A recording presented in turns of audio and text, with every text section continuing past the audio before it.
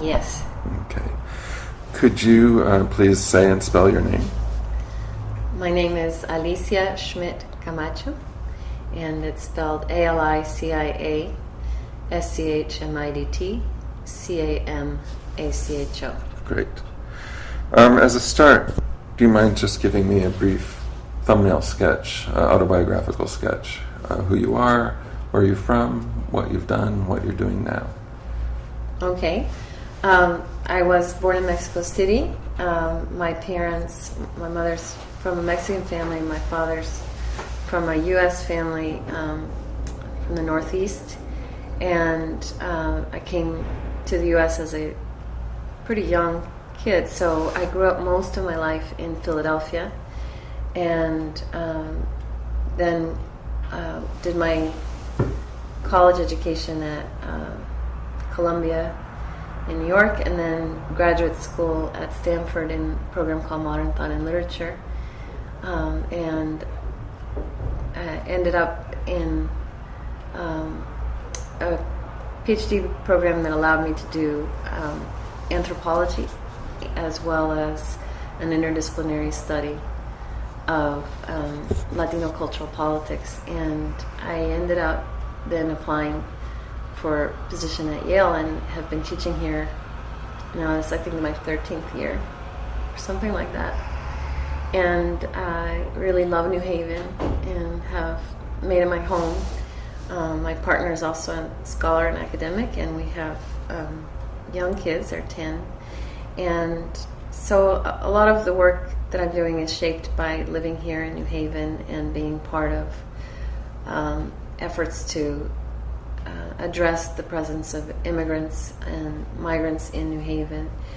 The co-chair of Junta for Progressive Action, which is a community agency that operates primarily with state funding, but has moved from a direct service model to trying to do more advocacy work. And my contribution there is to be trying to figure out how to build a stronger immigrant rights program. And my scholarship, I have been writing about the Mexican migrant presence in the U.S., and the new work is about violence as a feature of the migrant circuit that links Central America and Mexico and the United States, and thinking about the route of migration and the migrant communities along all of this trajectory as an integrated whole,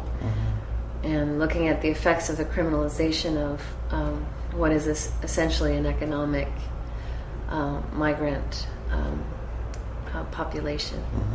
Okay. Yeah, I want to talk more about that, but let's back up for a second. I'm curious about when and how you first decided that this was going to be the thing that you were going to move into. At what point did you decide to become an ethnic studies major in college? Or, I mean, I guess I'm asking for you to narrate your kind of political coming to consciousness in a certain way, when and how that took place. Well, I was thinking about that a lot this morning, and that so much of my understanding was shaped by having lived through the wars in Central America during the 1980s, and having an intimate connection with refugees and migrants coming from El Salvador and Guatemala and Nicaragua, and my parents' involvement in the amnesty movement, and trying to think about their presence and their effect on me. I think that they taught me a great deal about the way people contend with the catastrophe of war and genocidal violence, and the enormous creativity of social movements. So the sense that I had of their efforts to speak out and address their own situation and to create new lives for themselves in the wake of tremendous losses was part of my own sort of training in what was at stake in studying the profound social changes coming with globalization and the aftermath of the Reagan administration and Bush administrations, which were so much a part of the background of my education and my political formation. So I think for me, when I got to college, I was also there at a time where at Columbia University, the effects and the possibilities created by civil rights mobilizations gave me and so many access to new educational opportunities, new forms of social inquiry. But those fields, whether it was ethnic studies or women's and gender studies, were under the strain of having to really redefine themselves because they were no longer directly connected to a external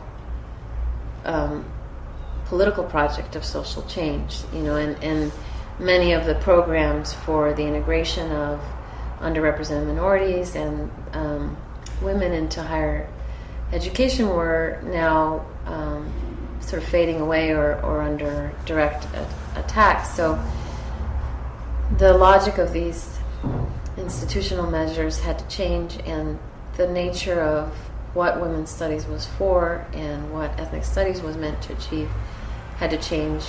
Also in relationship to a much larger transformation in what race and different ethnic groups were constituted because of new migrants. And so I think my education there was also in a moment of profound change and new possibilities, but also the challenge to institutionalize these fields and make them work in a new academic context. So was the first social movement that you were kind of a participant in actually in the context of these struggles within a university? Or what's the relationship between the university and the world and when it comes to the kind of direct political action that you've been involved in? Well, I think of myself as coming from a generation within the university that had to reckon with the fact that there was no large-scale student mobilization, and that student politics were far more fragmented and episodic than they had been, or that they were in other places. That I was a student at Columbia, which had been such a major site for student dissent during the Vietnam War, and that while I was in college, the first invasion of Iraq occurred, and there was protest, but we were a very small number, and it didn't feel to me at any time in the different kinds of struggles we were having with the university that the university felt any deep pressure to address student grievances or concerns about labor issues, about representation within the curriculum, or around faculty diversity or ethnic studies, and then later about the war either. And so it was a moment of intense discussion within classrooms about the politics of knowledge, but it didn't extend to a social movement in any way. I didn't think, even though I think that the time that I was in college, an extraordinarily rich new body of scholarship was being published of of a whole new mature set of works in ethnic studies and gender studies, and that took race as a category of analysis in profoundly new directions. So there was an incredible richness of new material to look at, but there wasn't the same connection to an organized movement. beyond the boundaries of the classroom. I don't think. Can you talk a little bit then about the immigrants' rights work that you've been doing here in New Haven? New Haven is kind of on the map in certain ways in recent years, and I know that you've been involved in various facets of that. Can you talk about your experience here in New Haven with those issues and what you've seen, what you've done, how the world looks at this moment? Yeah, it's been a wonderful thing to be in New Haven long enough to see so much happen, and really at the local level to have a framework for assessing the ways in which the contradictions of contemporary political moment are being played out in the lives of communities, so you can really feel it in a concrete way what the impact of the economic crisis and the hardening of U.S. immigration policy means for a city like New Haven.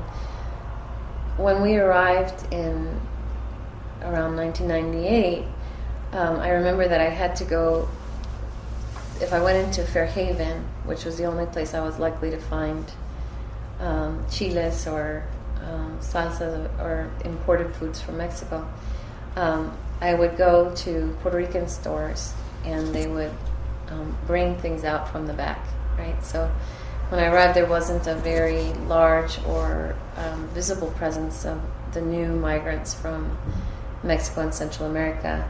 There were Ecuadorians, there were some South Americans, and Colombianos, but in fewer numbers than are here now.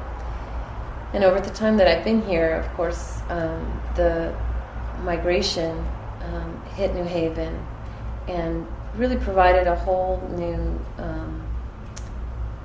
political landscape and social landscape for Latino communities and communities of the low-income or working-class communities here in the city. And because it's a small place, and because a small city, and because of the close ties between the university and virtually all aspects of city government and local organizations, there was a way in which there was an easy, open invitation for me to participate or contribute in community discussions about migration. A student of mine first brought Junta, the community organization where I work, to my attention and said that it was being rebuilt by a civil rights lawyer, a lawyer who had a background in criminal justice as an advocate for prisoners' rights, and that she thought that I would be interested in knowing the work. And fairly soon after that, I was invited to serve on the board for Junta. And at the time, the main concerns that immigrants were articulating was the lack of driver's license and the kinds of vulnerability that created for them, of lacking an ID and lacking a way to move safely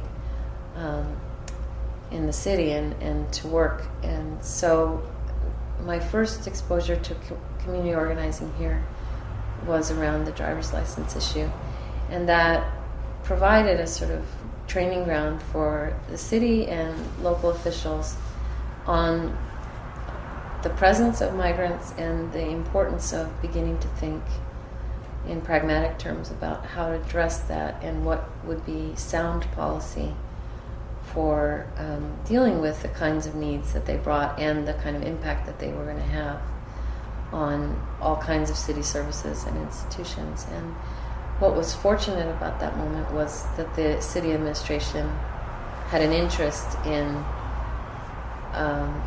addressing these issues humanely and imaginatively.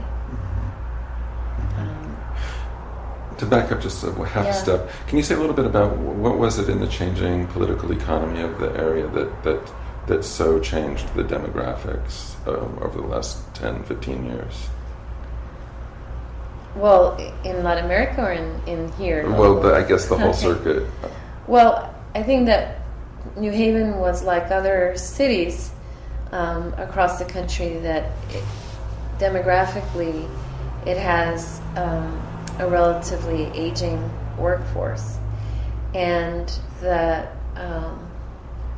in some sectors of the economy, service sector, as well as in some of the industry that remains, there was an active recruitment of new migrants into construction work, landscaping, and service work, and in other levels of field, other kinds of migrants, not low-income migrants or low-wage workers, but also in technical fields. And so the new migrants were being drawn into a labor pool that was expanding to replace an aging workforce, and expanding because of economic growth and shifting away from the older industrial base, as I understand it. It's not my strong suit. What I think was also the case is that older established migrants and migrant communities were also drawing and attracting this newer group. So people who had an outpost or were settled in elsewhere were also drawing and attracting newer migrants to come from other parts of the Northeast. And for instance, the Colombian community here, as I understand it, there have been people from this area called Bucaramanga for a long period of time, but they came in much larger numbers in the last 15, 20 years, but came here because of an earlier migrant presence. In Latin America, the process of a protracted economic crisis that for instance, hit Mexico hard during the mid-'80s and then again in the mid-'90s, produced mass joblessness, and also just the sheer inability of people to subsist on what incomes they had, and displaced in the sort of process of the liberalization of the economy, as well as the retreat from social spending by Latin American governments like Mexico or its neighboring countries, that really displaced a much greater percentage of migrants. And so too, the lasting effects of the Central American crisis meant that people were not really returning and prospering in their communities of origin. They were loosed into a transnational workforce. And so this new migration was not anticipated during the periods of U.S. immigration reform in the mid-'80s. But of course, the mass amnesty and legalization of some 3 million people, I think it was, in '86 made connections that would draw newer migrants under these conditions to the U.S.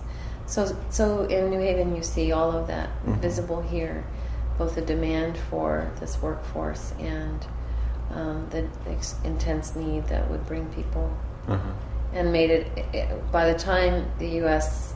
policy of the mid-'90s had militarized the border to such an extent and heightened the criminal penalties for unauthorized entry, it really meant that what would have been a more transitory population remained settled and created roots here. And New Haven is a likelier place for people to be able to live and stay than some other parts of the Northeast, because it's less expensive and the housing is better. And So the ID issue, first of all, has that been replicated elsewhere at this point?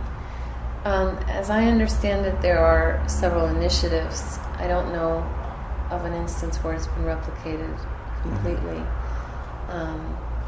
but I know that many other towns and counties have been looking at the option, and San Francisco was trying to implement the ID, the municipal ID program, being an initiative that came out of a meeting that I attended in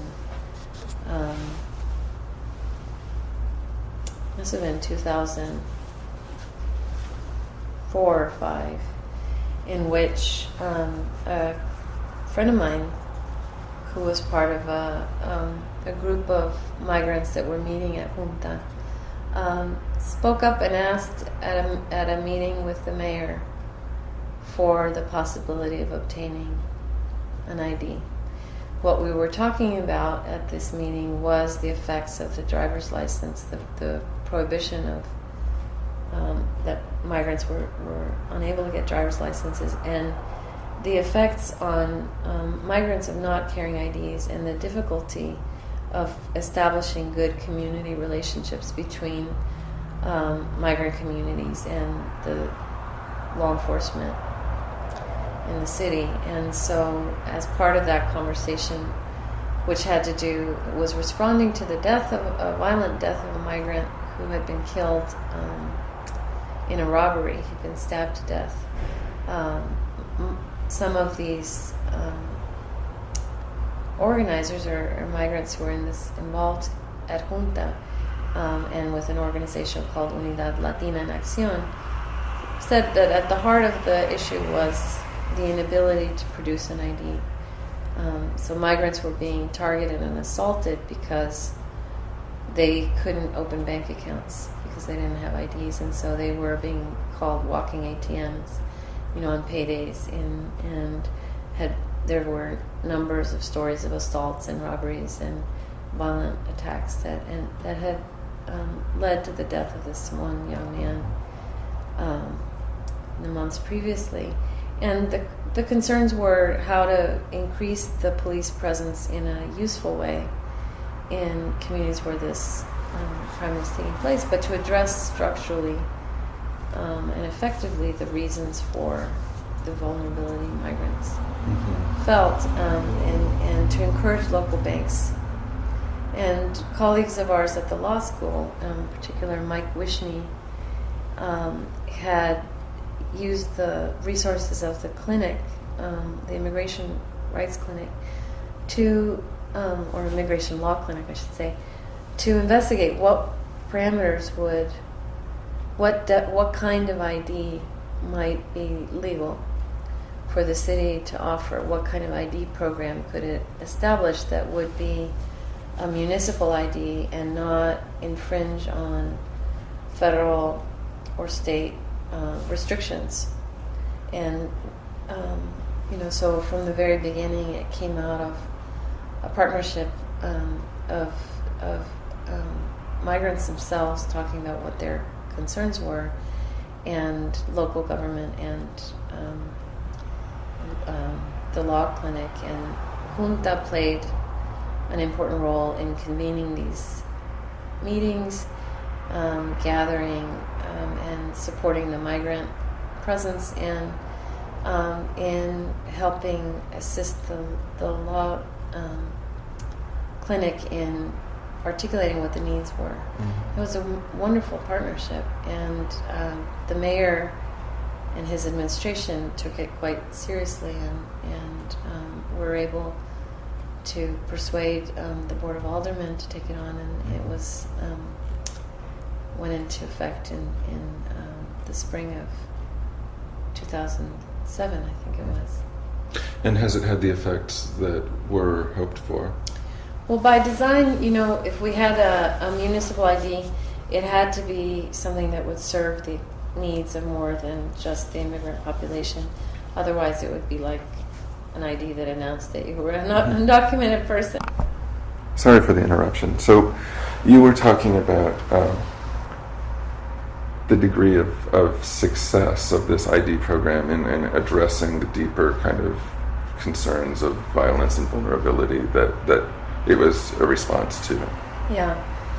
Well, I think the municipal ID program drew a lot of attention nationally and even internationally because the Ecuadorian government established its consular offices here.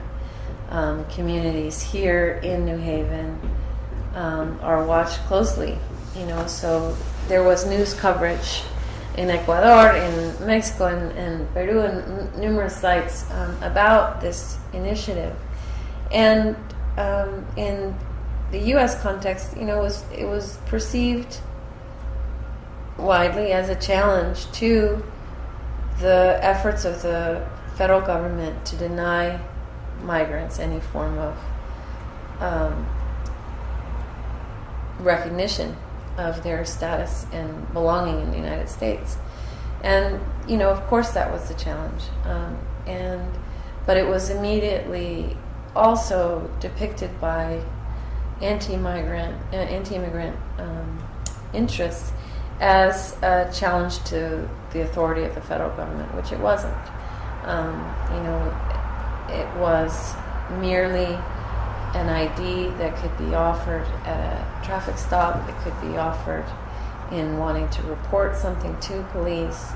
It allowed a kind of civic identity within the limited boundaries of New Haven as a city.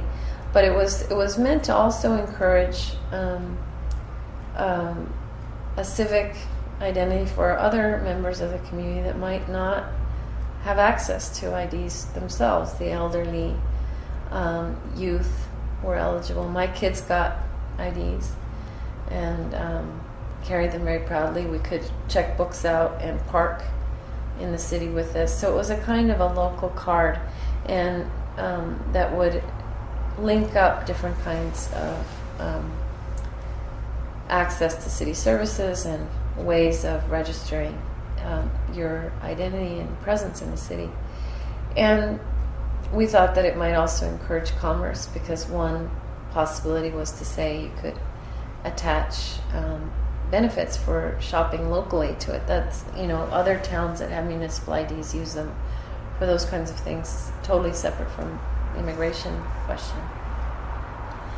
But within the first 48 hours after the Board of Aldermen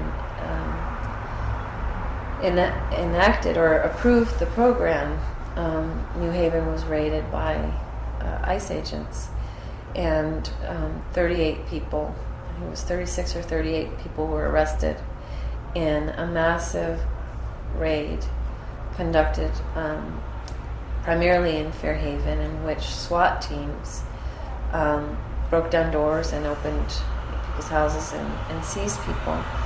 ICE agents at the time argued that these were coincidental events, the vote that approved the ID and the raids, and that they were simply serving warrants or looking to pick up people who had dangerous criminal records. And these were apprehensions of criminal migrants according to their protocols, and to protect and preserve public safety.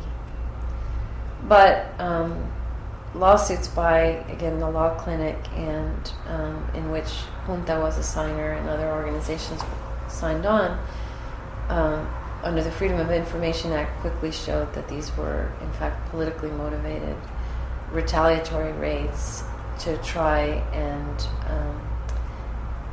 reinstate and show federal authority that federal authorities weren't going to tolerate any infringement on their fundamental demand for the removal of all removable aliens. Now, at the time, so this predates the Tea Party and that whole kind of addiction to citing the Constitution in abusive ways. Right. So this was purely driven by a kind of at the level of the bureaucracy, or is it a Bush administration? Where's the impetus for that kind of vindictiveness? Yeah. Well, I think that there are multiple issues at hand. One was, I think that this was a moment of retrenchment after the migrant mobilizations of 2006. And so the initial effort, which had passed through the House, to make criminal status a felony crime, and to make undocumented status a felony crime, and to penalize even those providing humanitarian assistance. That the Sensenbrenner bill had been defeated, and it was felt in part it had been defeated because of migrant action, and so there was a strong reaction on the part of anti-immigrant forces and a strong mobilization to argue that any form of legalization would further imperil the security of the United States and reward wrongdoers and repeat the disastrous consequences for them of the post-86 amnesty. And they were very successful. The anti-immigrant lobby and politicians were very successful in arguing that all of this mobilization of migrants was a risk to the sovereignty and the rule of law, and that the migrant presence was a useful cover for far more serious threats to the United States. So they integrated their opposition to ordinary migrant,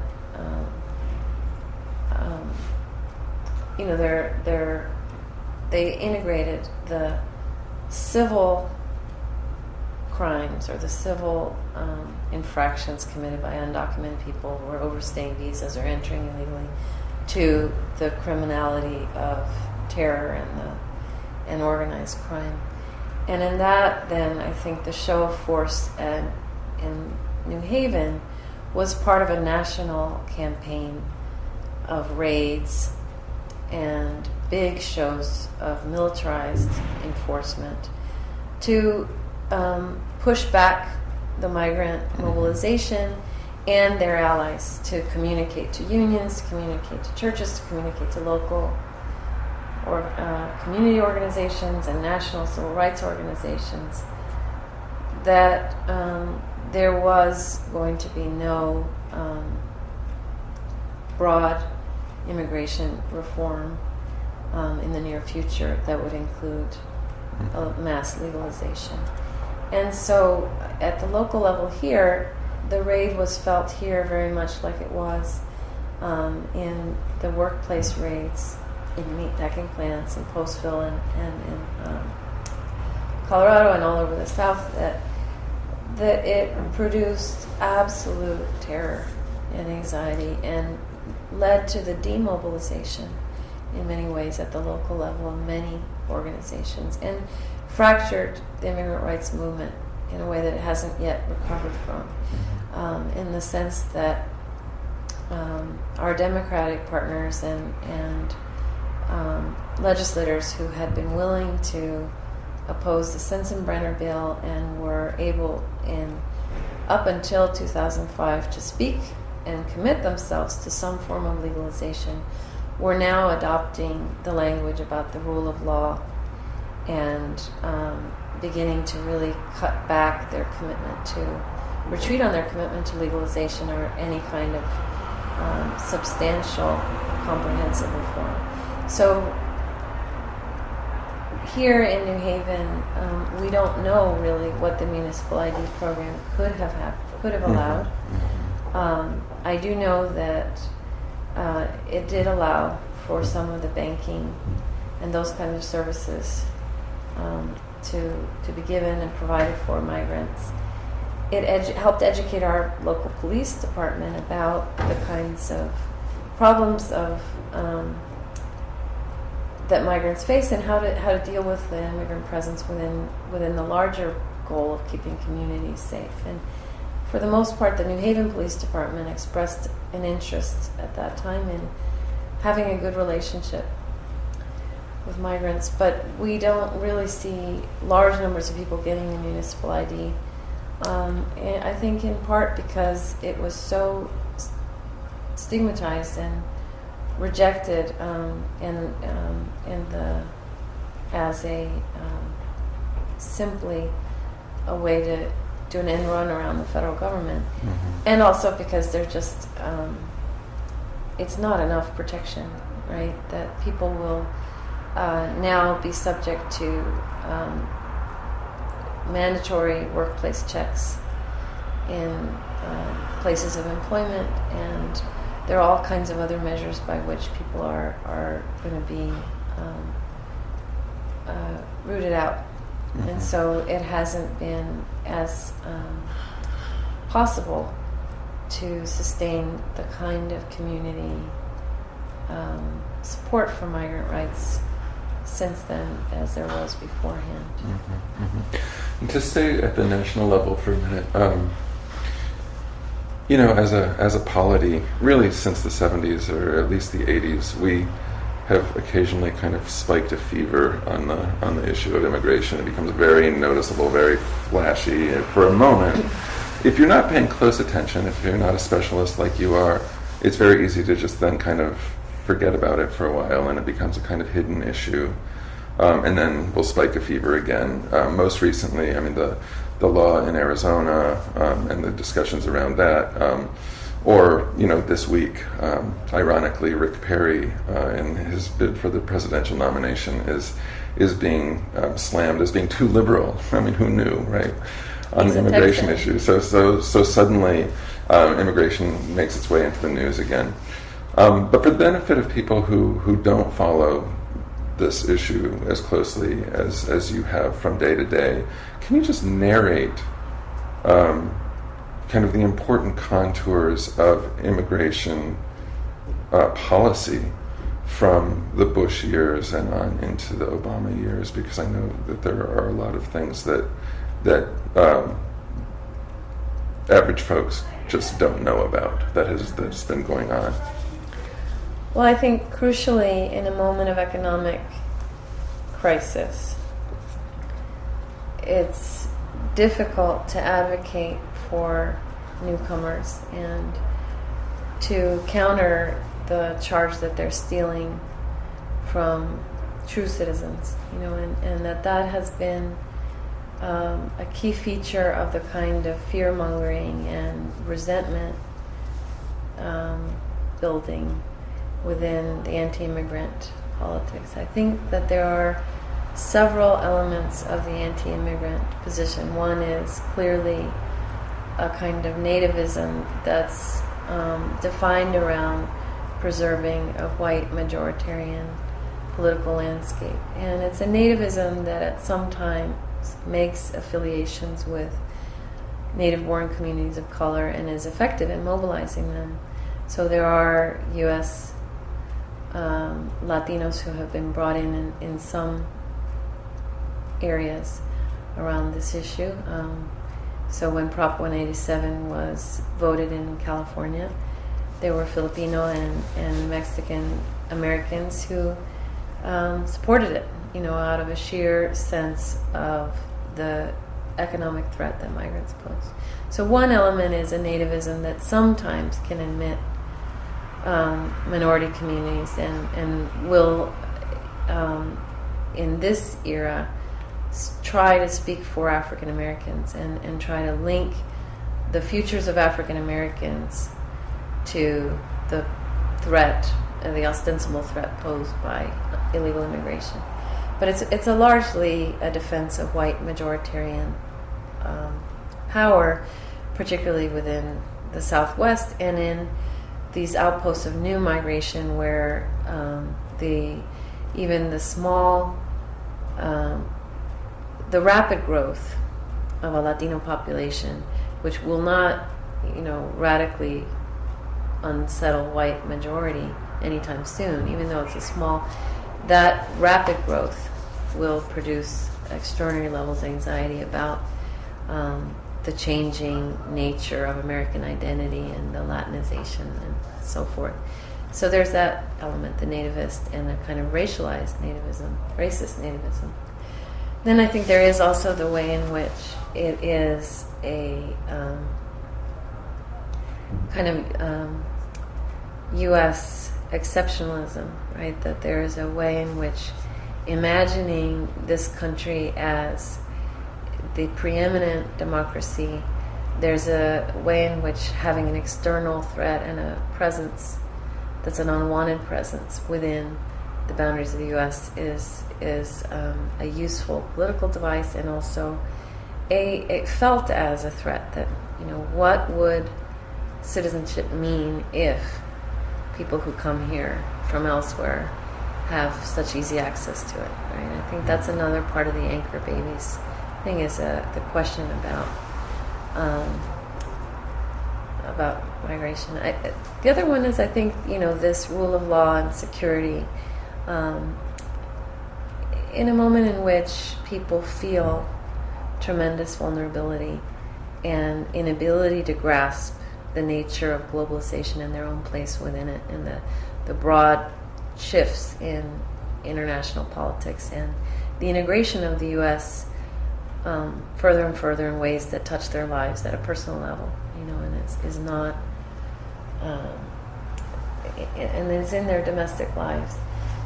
The other feature, I think, of anti-immigrant sentiment is simply an economic one, right? That you always see the rise of anti-immigrant sentiment around moments of economic insecurity and transitions in political governance. The key thing that I guess I want to bring out in conversations I have or talks that I give publicly is that it is only in 1986 that employment is prohibited to undocumented people, that it becomes a crime to hire undocumented people or for undocumented people to work. It becomes illegal for them to seek employment if they don't have legal status. And to me, that is at the heart of the whole struggle in the contemporary moment, because it was the mass militarization of the U.S.-Mexico border and the rising criminal penalties that committed the United States to dragnets and to workplace raids and to high levels of detention that actually produced the greatest sets of contradictions within all of this, that many migrants were then forced to stay and make their roots here, because there was no opportunity for return safely to the countries of origin, and the eroding conditions within their own countries make it less and less likely for them to return. So I think there has been a shift because of the nature of the length at which and the percentage of migrants who stay, and the demand for full inclusion is a bit different and the context in which it's taking place, in which the native-born population feels their citizenship grants them less and less. Right. Well, so there's the economic dimension of that. I also think the Obama presidency is crucial here in terms of, well, first in terms of the kind of the anxiety over the loss of white primacy, for sure. And I mean, one of the really brilliant things about the birther movement was that its articulation that we don't hate him because he's black, we hate him because he's an immigrant, which just really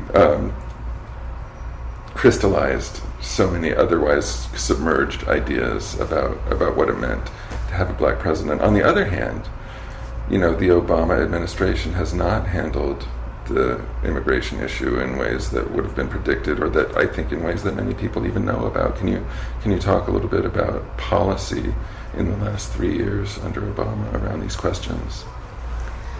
I think just as Obama inherited an economic disaster, he inherited institutions in the Department of Homeland Security that have been very hard to keep in check or to reform.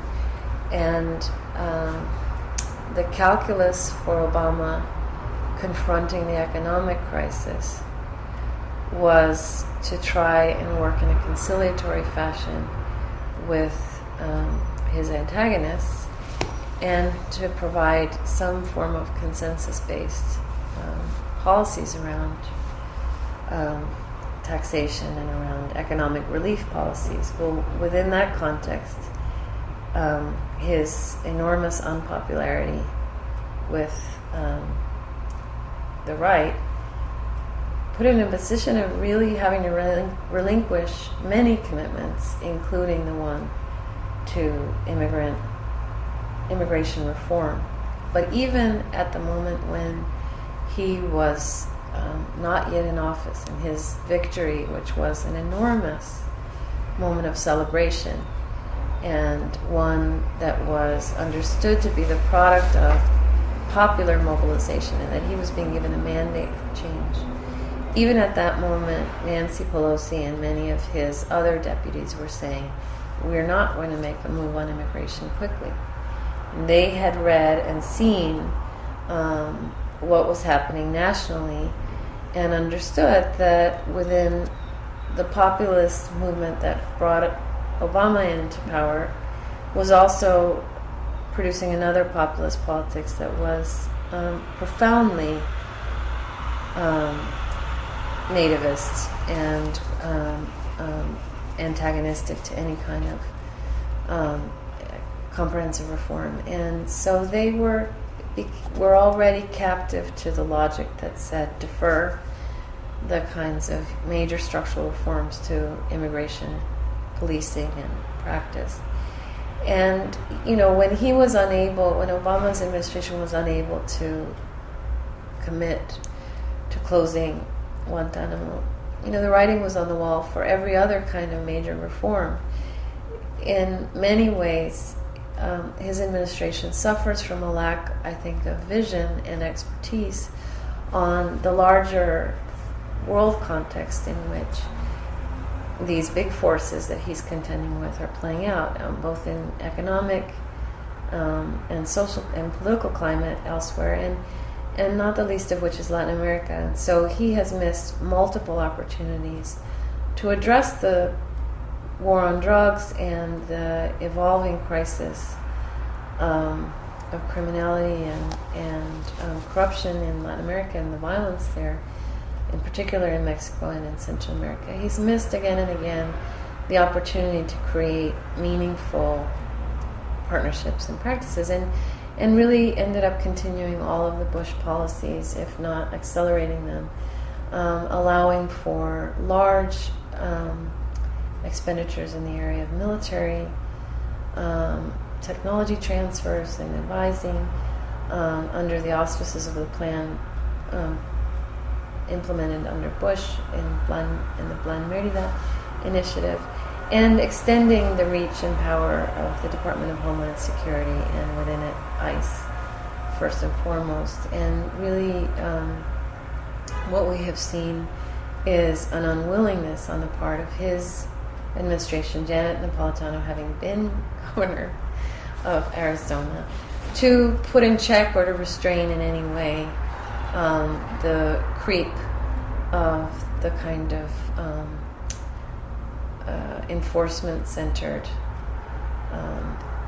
policies that produced the large-scale incarceration and the accelerated removal of undocumented people. So under Obama's administration, we have a rather weak affirmation of a commitment to comprehensive immigration reform, a statement to Latino voters that he can distinguish between a racist agenda around anti-immigrant politics and a real concern for good governance and the defense of the rule of law. But what we have is an expansion of proven failed policies. So there are internal government reports that demonstrate that virtually every aspect of U.S. immigration enforcement, including border security measures, is an abject failure, enormous waste of enormous amounts of money, and has produced broad confusion and abuses in the law enforcement agencies that are carrying out these policies. So we have 287G that deputized police to act as immigration enforcement agents, that was meant to go after organized crime and serious threats to public security, traffickers, money launderers, violent criminals, being used as a cover for a mass sweep and dragnets of communities, workplace raids, and the removal of people who have been here and created long-standing roots here. And so Obama's administration now has the distinction of the highest rates of deportation of any administration. And in the face of this, demonstrated evidence by their own internal audits that the conduct of enforcement has been abusive, has involved broad-spread racial profiling, has included all kinds of venal crimes by law enforcement. So there's in Maricopa County, there's people now investigating what happens to the property of deported people. So what money they have on them, what happens to their cars. And there appears to be just wanton looting, right? Yeah, I don't doubt that. And in one of the places I looked at, Arkansas, the seizure of restaurants, the seizure of this means that there's assets that go and are taken illegally. Yeah. I was taking pictures down at the border crossing in Nogales, and was stopped by Border Patrol who didn't want me photographing there. And it was really eye-opening to me because I am a white male citizen with resources, and I was terrified because there's no script for those encounters with the police, police at any level. There's at least a script of how it's supposed to go. But in these encounters, you have no idea what it is in their power to do or what can happen next. And if I'm feeling that way, I can only imagine the level of terror that reigns for citizens and non-citizens alike. For me, the refusal to address the now,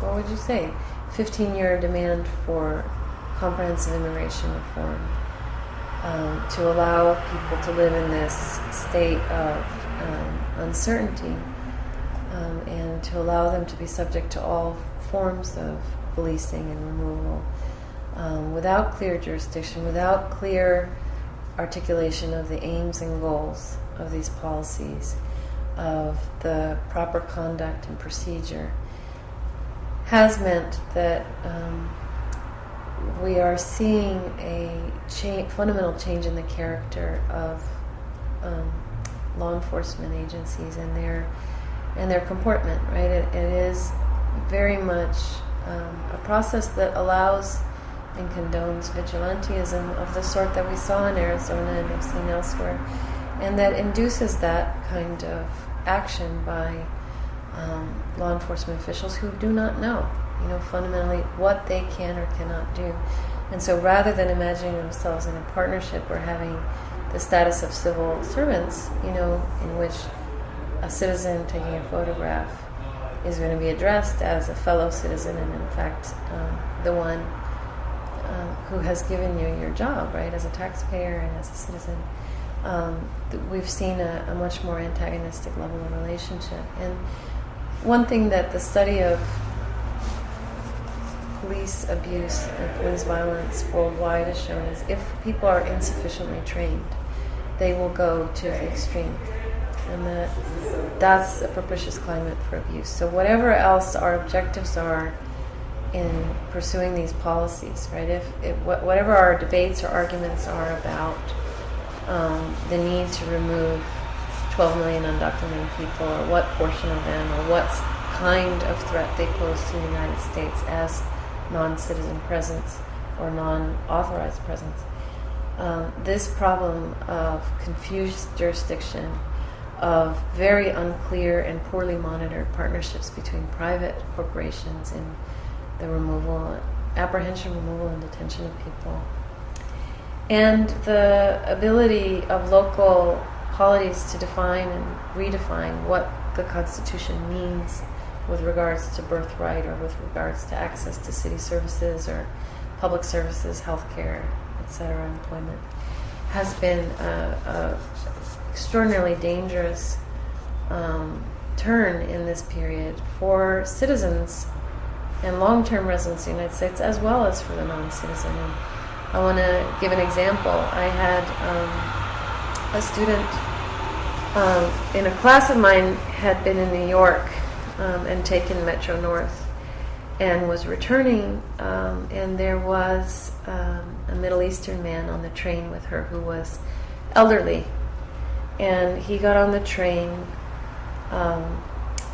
and sat in a very crowded car carrying a big piece of luggage. And, the Metro North now has police roaming it. And there was some whispering on the train about what was he clutching in a man with a suitcase who was a Middle Eastern aspect, And so one of these, Metro North security came over to the man and said, who are you? I want to see your papers. And the man said, in accented English, I'm going to New Haven. And he didn't want to relinquish his bag.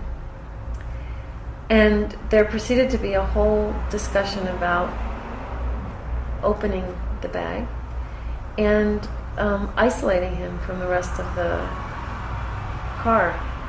And what the student said was, herself included, no one spoke up. No one said, you have no right to demand this of this person. And my student said she didn't speak up because she clearly sympathized with the man and understood that this was a horrible case of racial profiling in some way. She said she didn't speak up because she was afraid that actually she could get herself in trouble, and that she didn't know what the police were actually entitled to do. So citizens don't know what our own role and our own participation in all this is. We don't know what our rights are. We don't know how to conduct ourselves with law enforcement. And we are ambivalent at best about speaking for and defending the rights of those under scrutiny. And I think that is, for me, what has been the most propitious environment for externally dangerous changes in the character of democratic institutions, and institutions that are meant to serve us and represent us, like the police, but our local governments as well. So, one of the key features of all of those militarized raids of workplaces was then the spectacle of migrants being transported in manacles and chains and being moved from courthouse to courthouse into buses and then deported on planes in chains. That has been the key feature. Well, there's no law. I asked legal scholars here about that. When did this become the dominant practice? And it is not written down. There are some regulations and protocols that get encoded, but there is no actual statute or any set of principles that require this. But it's ubiquitous. Or that limit this either. Or, well, no, there's no limiting whatsoever. So in this period of time, law enforcement has adopted far more punitive conduct and dangerous and dehumanizing conduct with impunity. So, Sheriff Arpaio is the gleeful representative of this, with the tent city in Maricopa County, but it is far more prevalent and systemic than that, and it's far too easy for the State Department to sue, Department of Justice to sue Arpaio and threaten him for non-compliance, when in fact they're going to leave unchecked, other kinds of abuses. So for me, part of the deep concern, abiding concern, is how the criminalization and desire to remove or to contain migrants in a position of subordinate membership and diminished rights and protections has been the willingness of citizens to accept and participate in the erosion of their own rights and their own freedoms within this from this government. And Obama administration was brought in to counter that, to counter the Bush, and yet we're not really much better defenders of Miranda rights. We're not much better, and we're certainly much worse off in the conduct of the war on terror than we were 10 years ago. So what is your outlook? I've been asking people across the country, all different sorts of people, how do you understand this current moment that we're in? How does the world look to you? What does this phrase, this current moment, even mean to you? I mean, what are the salient things about that? Well, I was really struck by the features of the revolutionary movements in the Middle East, and the sense that, again, within the United States and its partners, there was no preparation and no script for such an eventuality, right? That there was such a deep and abiding commitment to seeing this region as only capable of despotic rule and orders, and only characterized by a kind of restive, undemocratically oriented polity. It was a wonderful experience to watch mass protest again, right? In the way that it felt when the Berlin Wall fell and Eastern European countries claimed their independence in these ostensibly, seeming peaceable movements. And here again were aspirations to democratic change being articulated in peaceful forms, and as a check on a kind of militarized transfer of power and demagoguery. And what it raised for me was, what were the things that these people were demanding from their government? Jobs, the ability to use their education and exercise. These were not, radical opposition to governments or radical ideologies. They were very much, it seemed, largely very concrete sets of concerns. And beyond that, a demand for true representation, meaningful participation, meaningful exercise of their citizenship, and a desire for a kind of civic life and civil society. And in another way, it also raised the possibility of a kind of idiom of social change emerging that empowered and created new alliances across classes and across regions, and of course is still in great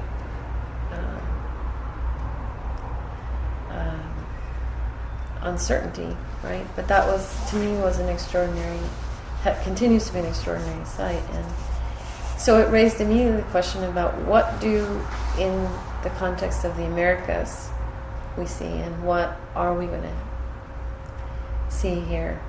And around an issue like school reform, public school reform, around these issues of joblessness, it's extraordinary to see the kind of quietism, the kind of lack of organized response beyond the kinds of pockets of extreme organizing that you see around the Tea Party. There doesn't seem to be a great deal of political traction for the kinds of labor mobilizations that came out of Wisconsin, or local struggles to push and demand greater relief to poor people or to communities in crisis.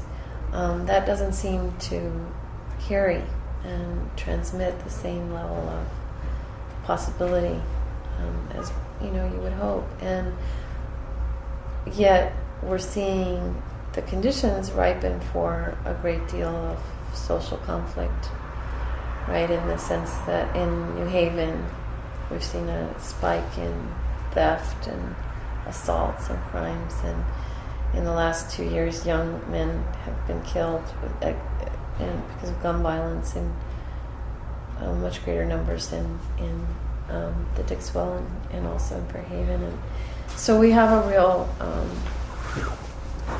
problem at hand of a vacuum of leadership, but it's not a vacuum of leadership only at the level of these candidates for presidency or the unwillingness of the Democratic leadership, but also where I have seen people organize and mobilize. It's very tentative, or it's driven by a kind of politics of resentment and that kind of Tea Party populism. So I don't know that the national level promises anything. What I think, and it could continue to produce more drift in a dangerous direction in the coming administration. But I think that where we do see some possibilities is at the very local level, where you form partnerships around dealing with the outcomes of all of these policies. So in New Haven, trying to formulate a response to the release of large numbers of incarcerated people, ex-felons in the state. That's created a site for beginning to talk about what the effects of long-term incarceration are on our communities and these kinds of policies, and forming a meaningful conversation about how to address the deep-seated needs of these populations and the city that is their home. I also think we've seen some very interesting turns just in New Haven at the aldermanic level, of people who are really committed to basic good governance and advocacy for low-income communities, getting aldermanic seats and pushing the local government to be more attentive to them. So I don't know what the sum of that is, but I think at the national level we are in serious trouble. But there were some pockets of things, some glimmers of things that were good news to me. One was when the military think tank produced Plan Y, or something like that, Report Y. That was a conversation back to a document by, I think, Rostow, or maybe someone like him, in the Cold War period, that is saying what ways does the United States imagine what security means? And these are two decorated generals who wrote this report, and they say that this quarter century has been truly misguided in defining security so strictly in terms of the military answers to entrenched social problems.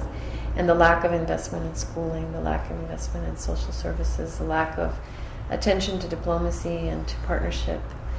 And so perhaps that is signaling that even within the bounds of the heart of the military complex, that there are shifts. And local governments won't be able to pay for these kinds of security programs longer.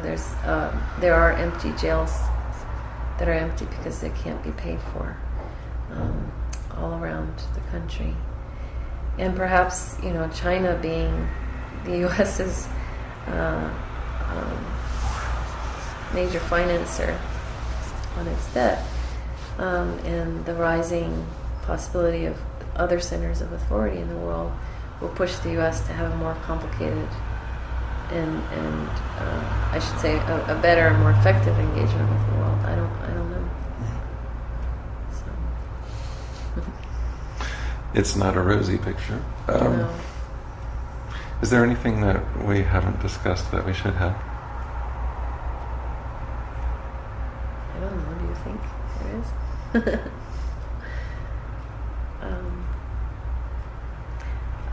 I guess for me, what's struck me so much in my more limited travels and my scholarship has been the difficulty of building and sustaining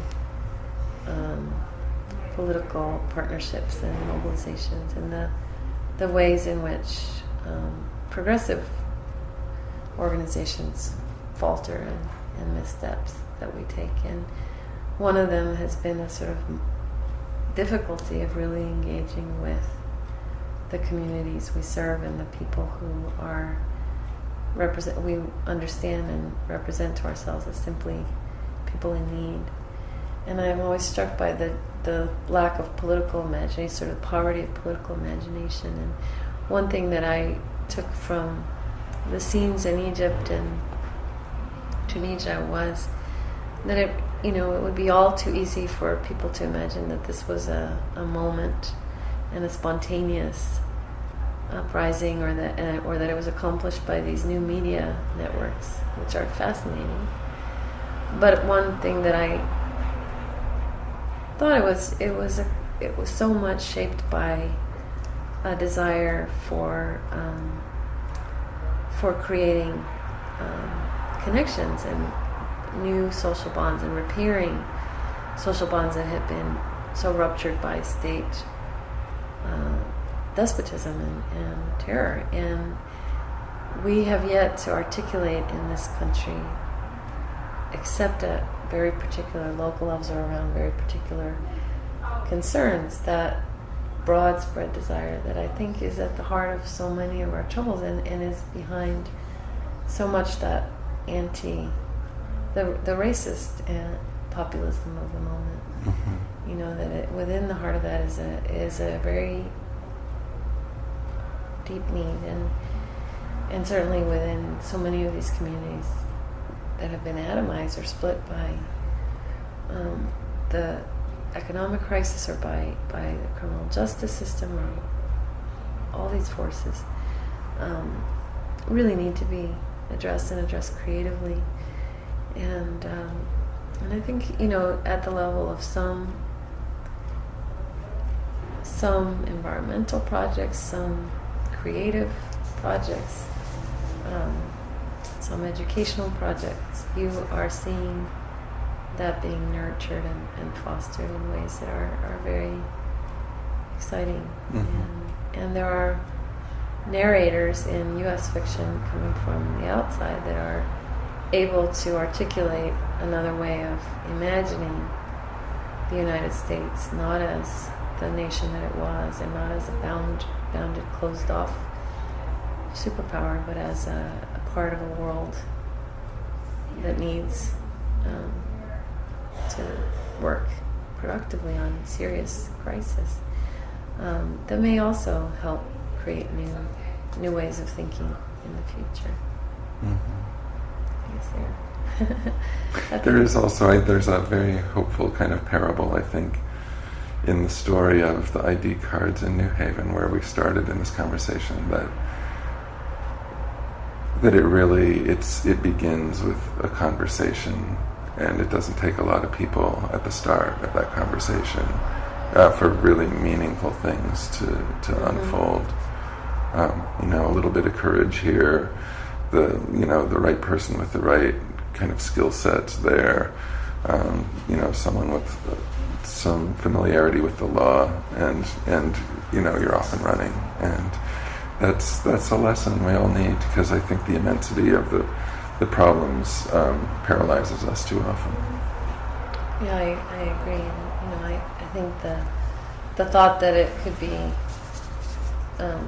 fruit vendors who can spark and crystallize for so many others the need, the urgency of the moment and bring down dictatorships is astonishing. And that is right, that small people make profound change. Well, thank you so much for your time. Thank you, Matt. What are you